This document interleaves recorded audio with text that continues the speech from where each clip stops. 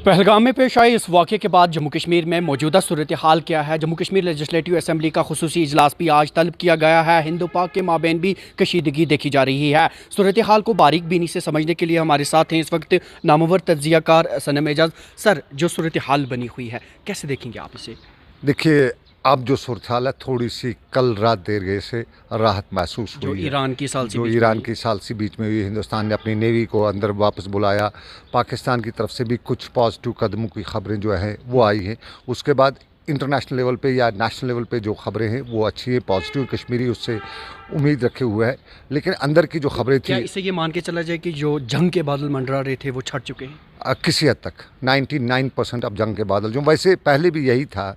एक अगर हम डीपली सारी सिचुएशन को एनालिसिस करते तो जंग का माहौल था, जंग नहीं थी। और ना ही हिंदुस्तान ना ही पाकिस्तान जंग के ख़तरे से दो चार हो सकते हैं, क्योंकि बहुत बड़ा ख़तरा है। एक बार जंग छेड़ी तो उसको फिर रोकना जो है बहुत, दोनों न्यूक्लियर ताकतें हैं। लेकिन जंग को कंट्रोल फिर करना, हाथ से गोली चल गई वो किसको जा लगती है फिर वो बड़ा वो डिफ़ाइन करना बहुत मुश्किल होता है। लेकिन जो जम्मू कश्मीर पे ये दाग लगा है, तारीख में इस तरह का इंसिडेंट हमें देखने को नहीं मिला, उभर पाएगा कश्मीर वापस? देखिए, ये जो हम कहते हैं ना हम पे दाग लगा है, जम्मू कश्मीर पे दाग लगा है। मिलिटेंसी में टेररिज्म की जब बात करेंगे ना, टेररिज्म ये सब चीज़ें हो, मेरी जो है गौ कदल में 90 लोग मारे गए हैं। वो आज किसी को याद है? आपके टेंगपुरा बाईपास पे 40 से 50 लोग मारे, मैं छोटा था उन दिनों, याद है किसी को? इस तरह के इंसिडेंट्स इन हालात में होते रहते हैं। लेकिन एक चीज़ ये भी है ना कि उन दिनों सोशल मीडिया नहीं हुआ करता था, और आज सोशल मीडिया है जो हाइप बनी हुई है, हाइप क्रिएट किया। अब हर कोई ऐसे इंसिडेंट्स को अपनी अपनी देखो, यहाँ पे कोई भी मतलब के बगैर नहीं चलता है। पॉलिटिकल पार्टीज़ अपने हिसाब से इसको कैश कराती हैं, दूसरे लोग जो है अपने हिसाब से कैश कराते हैं, कुछ लोग अपने हिसाब से कैश कराते हैं, सब लोग अपने अपने तरीके से इसको कैश कराते हैं। किसी को भी इंसान के मरने से मतलब ही नहीं है, मरे जीवे आम आदमी के लिए आज वो वहाँ से कितना है। इन मामलात में भी हम ये कहें हमें दबा है, नहीं भाई, कोई दबा नहीं है। सबसे पहली बात है, टेररिस्ट है, उसका काम है यही, वो तो कोई हदीस कुरान पढ़ाने तो आता नहीं है, उसका काम ही यही है। चाहे वो मुसलमान धर्म का टेररिस्ट हो या हिंदू धर्म का हो, टेररिस्ट हर टेररिस्ट। देखिए, एक चीज़ यहाँ पे ये गोली बल्ली टेररिज्म हुआ, जो कश्मीरियों के साथ मुल्क की रियासत में, क्या वो टेररिज्म नहीं है? उसको क्या कहेंगे? उसको ये कहेंगे जी वहाँ पे भी टेररिज्म हुआ, यहाँ पे भी, यहाँ गोली का टेररिज्म हुआ, वहाँ गाली का टेररिज्म हुआ। तो ये टेररिज्म उधर भी था, टेररिज्म इधर भी था। ऐसा ये कहना कि नहीं भाई यहीं पे हुआ, क्या वो जो कश्मीरी बच्चों की पिटाई की गई, ख़वातीन, और आज शाम को मैं सोशल मीडिया पे कुछ वीडियो देख सके, वो ऑथेंटिक हैं या नहीं है मैं वो नहीं कह सकता हूँ, लेकिन उन वीडियोज़ को देखने के बाद पारा जो है ये चढ़ जाता है आम आदमी को। जो हम जैसे बुजुर्गों का, अब हम बुजुर्ग, क्योंकि अब वो जो जज्बा नहीं रहा है लड़ाई झगड़े वाला, अब हम कहते हैं बातचीत से ही मामला हो। अक्सर कहते थे नौजवान खून तेज, तो अब नौजवानी का दौर जो है वो अब जो नौजवान है उनका खून उबलता होगा उससे, उसमें वो ये नहीं देखते होंगे। तो ये सारी चीज़ें जो हैं, तो यही चीज़ें क्या सोसाइटी के लिए ज़्यादा खतरनाक, यही खतरनाक चीज़ें हैं, यही टेररिज्म है। और इसका फ़ायदा उठा लिया जाता है। देखो, यहाँ पे कहते हैं हिंदुस्तान गवर्नमेंट के ये जो कराया किसने? पाकिस्तान ने।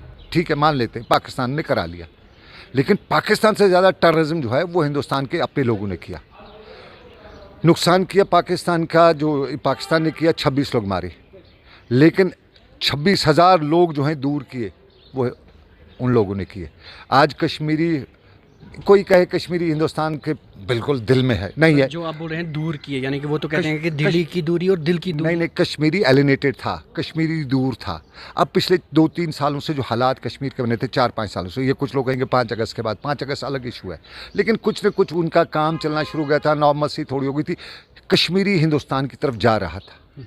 कल उस कश्मीरी में जो 150% उधर की तरफ गए थे ना, उनमें से और 25 को दूर किया गया। कल जो वाक़ात हुए मुल्क में, और 25 को दूर किया गया। अब उनको वापस पटरी पे लाने में, उनको बताने के लिए कि हिंदुस्तान ये नहीं है जो आपने देखा, हिंदुस्तान 150 करोड़ की आबादी है। आपका ये कहना है कि इसके बाद की जो सूरत हाल बनी हुई है, इससे दिल्ली की दूरी बढ़ रही है? दिल्ली की दूरी 2 चीज़ों से बढ़ी। एक, जो कश्मीर में मकान डिमोलिश हुए, वो लड़के की मौत वाक़ा हुई, 2-2.5 हज़ार बच्चों को, नौजवानों को गिरफ़्तार किया गया, उससे एलिनेशन बढ़ी।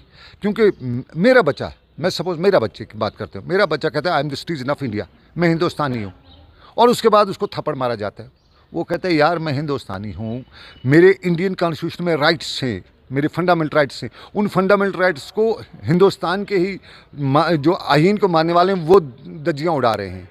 कल मिलिटेंट के बाप का मकान उड़ा दिया, उस मिलिटेंट का भाई था दूसरा, उसका हिस्सा अलग किया, वो पड़ोसी आसपास थे, उनको डैमेज किया गया, तो क्या वो क्या कहेंगे? यानी कि आप सवाल उठा रहे हैं जो इन्होंने ज़ीरो टॉलरेंस पॉलिसी अपनाई है टेररिज्म के खिलाफ, जैसा कि ये कह रहे हैं, उस पर आप सवाल उठा रहे हैं। मैं कहता हूँ जो दोषी है उसको सख्त से सख्त सज़ा दे दो। या मैं नहीं कहता हूँ, मैं एक जर्नलिस्ट हूँ, मैं लोगों से मिलता हूँ, मैं लोगों की जो सोच है उससे खबर निकालता हूँ। लोगों की सोच आज यही है कि ठीक है मिलिटेंट ने है उसके ख़िलाफ़ किया, ओके। पहले तो मिलिटेंट के बाप को पता ही नहीं होता है, कौन दुनिया का बाप अपने बेटे को कहेगा कि जाओ भाई आप टेररिज्म में जाओ, कहेगा? मिलिटेंसी में जाओ, कोई नहीं कहेगा। लेकिन अब किसी को गया, अब वो बाप कहता है मेरे गुनाह थे, मेरा ये था, ठीक है।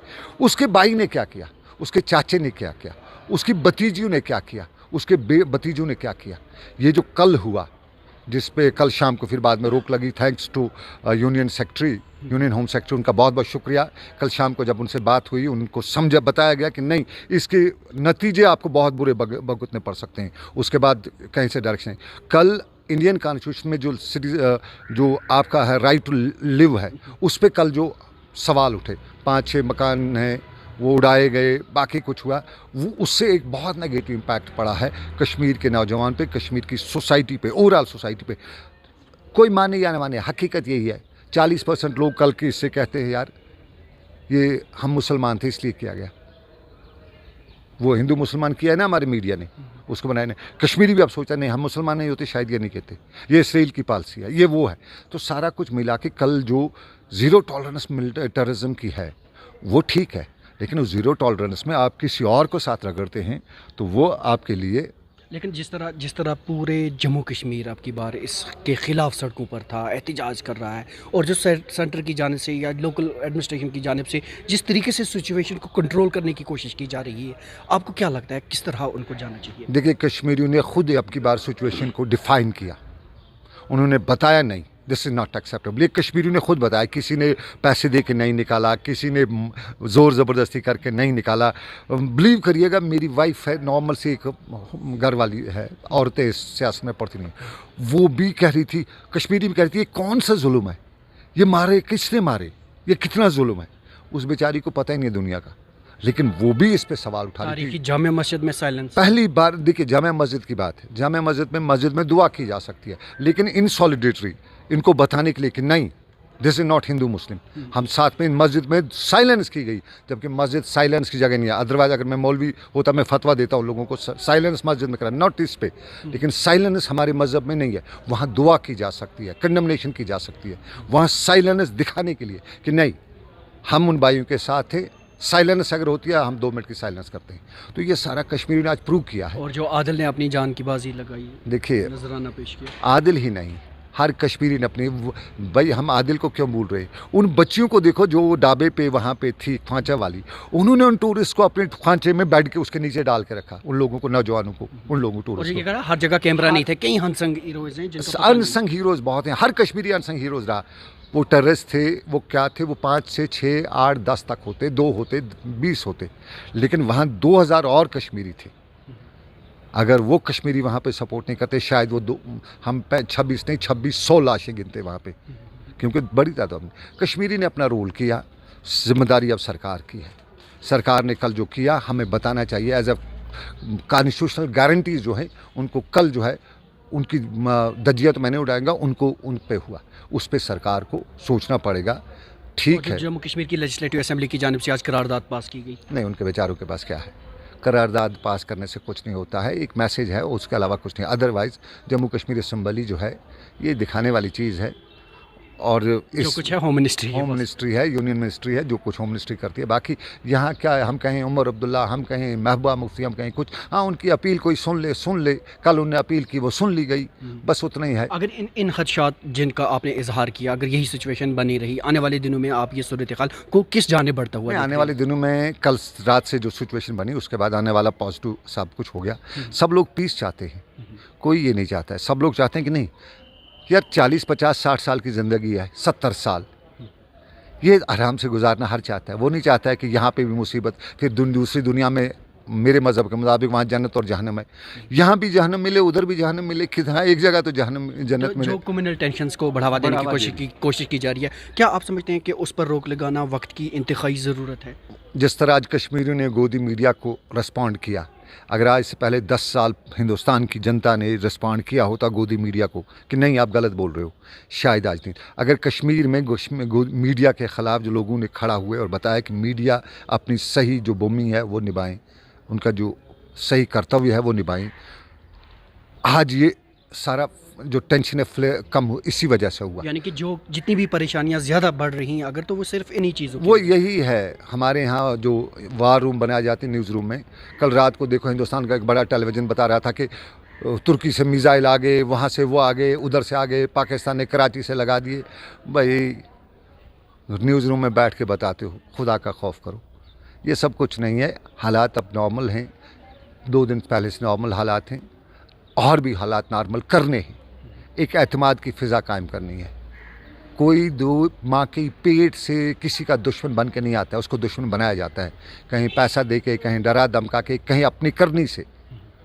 इस वक्त बहुत से हिंदुस्तान के दुश्मन जो हैं वो कश्मीरियों को उकसा भी रहे हैं, क्योंकि मिसालें दी जा रही हैं कि हिंदुस्तान ने ऐसा किया, हिंदुस्तान की जो पॉलिसी मेकर्स ने ऐसा किया, उससे हिंदुस्तान का नुकसान हो रहा है। बीच में कहीं टैग भी चल रहा था कि कश्मीर में जी आप टूरिस्ट नहीं जाना चाहिए, नहीं, या उस तरह की चीज़। अरे बाबा कौन है हिंदुस्तान की 150 करोड़ आबादी में 50 लोग हैं वो इस तरह के हैं। उन 50 लोगों को अलग करने की ज़रूरत है, बाकी सब ठीक ठाक है। यानी कि ये जो शोर गुल वगैरह हम देख रहे हैं, चंद गिने चुने लोग हैं, अदरवाइज अक्सरियत जो है वो। भाई मेरे सबसे ज़्यादा दोस्त हिंदू हैं, मुल्क की हर स्टेट में मेरे दोस्त हिंदू हैं, हर स्टेट में इतने हैं। मैं उनके साथ झगड़ा करता हूँ यूजुअली। हमारे जो अपनी बैठक होती है उसमें मैं उनको खुद किन शब्दों से, किन अल्फाज का इस्तेमाल करता हूँ वो और मैं जाने। अगर वो कहीं टीवी पे आ गए, हमें सबको पीएस से रात को लगेगा। तो वो मुझे जो कहते हैं वहाँ से हमारे आपस में प्यार ही है, दोस्ती है। वो मेरे घर आते हैं, मेरी फैमिली के साथ जाते हैं। मैं अभी भी आज भी कहता हूँ, मेरी दोस्त की बहन पल्लवी का जो शादी का फंक्शन था, मैं हेड ऑफ डिपार्टमेंट था वहाँ पे। शादी में जो भी फंक्शन करना होता है, फंक्शन में होता है ना, सबसे बड़ा जो फैमिली का होता है वो मैं था वहाँ पे।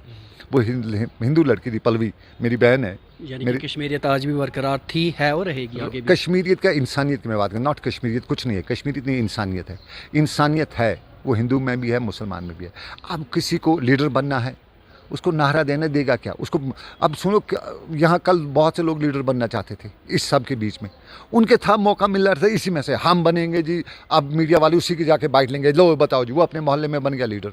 तो ये लीडर बनने वाले जो लोग हैं, जो खुद साथा लीडर, जिनका कुछ नहीं है वो लीडर, वो लोग इस तरह की हवा खड़ा करते हैं। नॉर्मल है सब कुछ, कश्मीर में नॉर्मल है। कश्मीर नॉर्मल था, एक ज़रा सा हो गया, 26 लोग मारे गए। ये 26 लोग ट्रेन एक्सीडेंट में मारे जाते, बस एक्सीडेंट में मारे जाते। मौत और ज़िंदगी का कोई नहीं है। शादी 6 दिन पहले हुई, 6 दिन के बाद यहाँ मौत हुई, वो मरने नहीं आया था। तो ये सब चीज़ें हैं, ये दुनिया का कारवान चलता रहता है। अब इसमें है कि हमने सबक सीखना है कि इस तरह के जो वाक़ात हैं दोबारा ना हो। सर बहुत बहुत शुक्रिया हमारे साथ बात करने के लिए, कीमती वक्त देने के लिए। तो नाज़रीन, आप थे सनम एजाज़, जम्मू कश्मीर के नामवर तज्ज़ियाकार और सहाफ़ी, और इनके साथ हमने जम्मू कश्मीर की मौजूदा सूरत हाल के ताल्लुक से बात की। दैनिक सवेरा के लिए श्रीनगर से कैमरामैन यसरब खान के साथ में ज़ुबैर कुरैशी।